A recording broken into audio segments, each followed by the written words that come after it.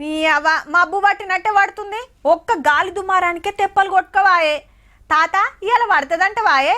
ఏమోరా, మొగులు చూస్తే వస్తట్టే ఉన్నది కానీ పడేదాకా కష్టమే. పక్కూర్లా ఓ డల్లు పడి పోయిందట. మన తన సప్పుడే లేకపాయే. ముంగట మురిసి పండుగ ఏడ్చినట్టే ఉన్నది పో.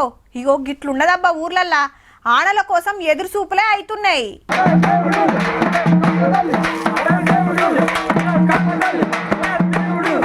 ఆనమ్మ జర రామ్మ అనుకుంటా కప్ప తల్లికి పబ్బతి పడతాన్రు.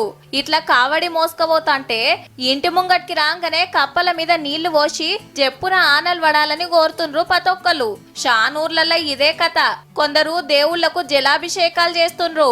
ఆడాడ బతుకమ్మ ఆడుతుంటే కొందరు వరద పాశం నాకుతుండ్రు బండల మీదేసి. ఎవ్వలకి ఎట్లా దోస్తే అట్లా. ఏం చేస్తారు మరి?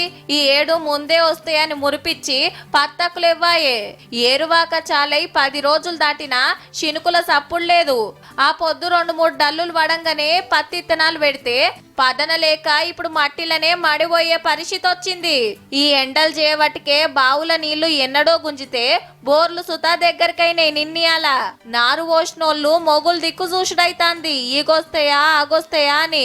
రప్ప రప్ప రైతు భరోసా పైసలు పడి పెట్టుబడికి రంది లేకుండా అయింది గాని ఆనాకాలమే వెనక పట్టుబట్టబట్టే. లేలే ఈ ఏడు జోరు ఆనలుంటాయని ఆతవనం శాఖోళ్ళు అంతగానం చెప్తే అందరం నిజమే అనుకుంటే ఇప్పుడేమో గిట్లుంది. ఆగో గందుకే ఎన్కటి పద్ధతిలా కప్పతల్లి ఆటలాడి ఆనమ్మకు పబ్బతి పడుతుండ్రన్నట్టు. మా రైతులను గిట్ల గోస పెట్టకుండా ఆనమ్మ డబ్బున రామ్మ.